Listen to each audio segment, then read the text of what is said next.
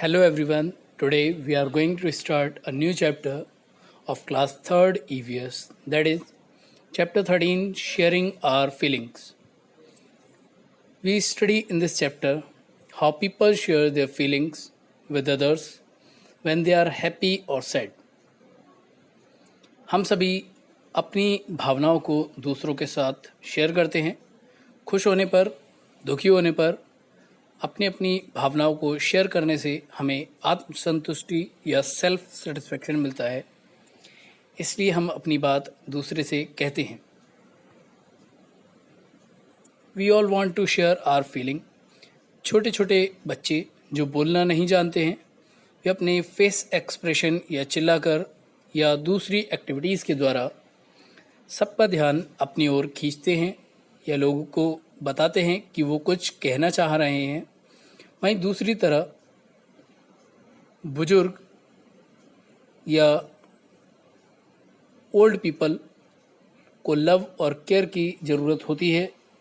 उनसे प्यार से बातचीत की जाए, उनकी बातों को सुना और समझा जाए तो वे खुश होते हैं। Disabilities can be of different types. ये अलग अलग तरह की होती हैं। तो चलिए जानते हैं कि कौन कौन सी डिसेबिलिटीज़ हैं। ब्लाइंड, वे लोग जो देख नहीं सकते हैं। ये लोग लिखने और पढ़ने के लिए ब्रेल लिपि या ब्रेल स्क्रिप्ट यूज़ करते हैं, जिनको विश्व भर में नेत्रहीनों को पढ़ने और लिखने में छूकर व्यवहार में लाया जाता है।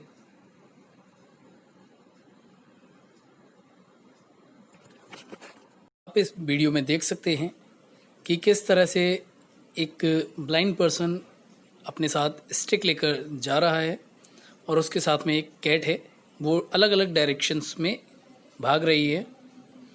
इसके साथ ही जो ब्रेल लिपि की हम बात कर रहे थे, उसका आविष्कार 1824 में एक नेत्रहीन फ्रांसीसी लेखक लुइस ब्रेल ने किया था। ब्लाइंड पीपल अलग अलग तरीके से उनको एजुकेशन दी जाती है या पढ़ा जाता है। यह अलग अलग अक्षरों, संख्याओं और विराम चिन्हों को दर्शाते हैं। पहले इसमें 12 बिंदुओं को 6-6 की 2 पंक्तियों में रखा जाता था, पर इसमें विराम चिन्ह, संख्या, गणितीय चिन्ह नहीं थे, यानी मैथमेटिक्स साइन नहीं थे। लुई ने इस विधि पर आधारित किंतु 12 के स्थान पर 6 बिंदुओं के उपयोग से 64 यानी 64 अक्षर अल्फ़ाबेट और साइन वाली लिपि बनाई।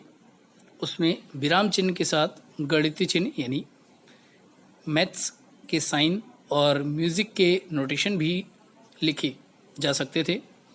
लुई ने जब इस विधि को बनाया तो वे मात्र 15 वर्ष के थे। आप देख सकते हैं कि किस तरह से जो ब्रेल लिपि को यूज़ किया जाता है, यानी उसको छू कर वो इस्तेमाल करते थे। तो चलिए जानते हैं कि लुइस ब्रेल थे कौन। लुइस ब्रेल, इन्होंने ब्लाइंड पर्सन के लिए लिखने और पढ़ने की प्रणाली विकसित की। फ्रांस में इनका जन्म हुआ। लुइस ब्रेल नेत्रहीनों के लिए ज्ञान चक्षु बन गए, यानी वो उनके लिए एक तरह से आंखें साबित हुए या उनकी आंखों को उन्होंने खोला। ब्रेल लिपि के निर्माण से नेत्रहीनों को पढ़ने की समस्या से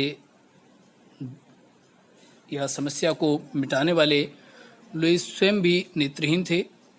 बचपन में एक बार वो खेल रहे थे तो उनकी आँख में एक नुकीला औजार या टूल्स कह सकते हैं वो लग गया, जिसकी वजह से उनकी आंखों की रोशनी चली गई। लेकिन वो पढ़ने में बहुत ज़्यादा रुचि रखते थे या बहुत ज़्यादा उनका पढ़ने में इंटरेस्ट था, जिसके कारण उन्होंने स्कूल में एडमिशन लिया और आर्मी के एक अधिकारी के द्वारा एक लिपि को बताया गया, जिसमें उन्होंने बाद में संशोधन करने के बाद ब्रेल लिपि को या ब्रेल स्क्रिप्ट को फॉर्म किया। पेवेंट्स एंड रोड्स फॉर ब्लाइंड, आप इस पिक्चर में देख सकते हैं कि जो येलो पोर्शन है या येलो मार्क किया हुआ है उसमें बिंदुदार या उभरे हुए चिन्ह दिख रहे हैं या साइन दिख रहे हैं आपको। नेत्रहीन लोगों के चलने के लिए फुटपाथ और सड़क अलग होती है। नॉर्मल लोगों के चलने के लिए जो सड़क होती है सड़क वही होती है, लेकिन उसमें कुछ पोर्शन नेत्रहीन लोगों के लिए या ब्लाइंड पर्सन्स के लिए होता है जो थोड़ी उभरी होती है, जैसा पिक्चर में दिखाया गया है, जिसे टेंजी ब्लॉक भी कहा जाता है। लेकिन इसके साथ ही उनके लिए ट्रैफिक सिग्नल्स अलग होते हैं, वो लाइट्स को देख नहीं सकते, तो उस कंडीशन में उनके लिए सुनने वाले ट्रैफिक सिग्नल लगाए जाते हैं जिसको वो आसानी से सुन सकें। डम, one who can not talk, यानी जो बोल नहीं पाते हैं। ऐसे लोग अपनी बात को दूसरों को समझाने के लिए इशारों का इस्तेमाल करते हैं। जैसा इस पिक्चर में दिया गया है कि वो व्यक्ति अपनी बात कहने के लिए इशारे या साइन या सिंबल को यूज़ कर रहा है कि वो कहना क्या चाहता है। Deaf, one who can not here, यानी वो व्यक्ति जो सुन नहीं सकता है या सुनने में जिसको परेशानी का सामना करना पड़ता हो। कई सारे लोग जो सुन नहीं सकते हैं या बोल नहीं सकते हैं या देख नहीं सकते हैं, जो अलग अलग डिसेबिलिटीज़ की स्टेजेस में हैं, उनके लिए भी एजुकेशन दी जाती है, उन्हें भी पढ़ाया जाता है, वो भी स्कूल ज्वाइन करते हैं। लेकिन उनके लिए कुछ विशेष स्कूल या स्पेशल स्कूल होते हैं जहाँ पर उनको साइन लैंग्वेज के द्वारा,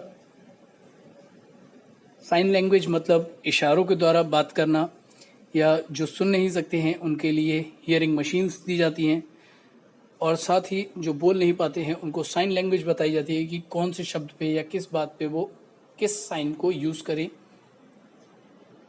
तो इसी के साथ हमारा ये चैप्टर कंप्लीट होता है। आप हमारे वीडियो को लाइक करें, शेयर करें, कमेंट करके बताएं आपको वीडियो कैसा लगा, और हमारे चैनल को सब्सक्राइब करना ना भूलें, जिससे हमारी आने वाली वीडियोस आप तक पहुंचती रहें, उसके नोटिफिकेशन आपको मिलते रहें। फिर एक बार हमारे चैनल को सब्सक्राइब करना ना भूलें। धन्यवाद।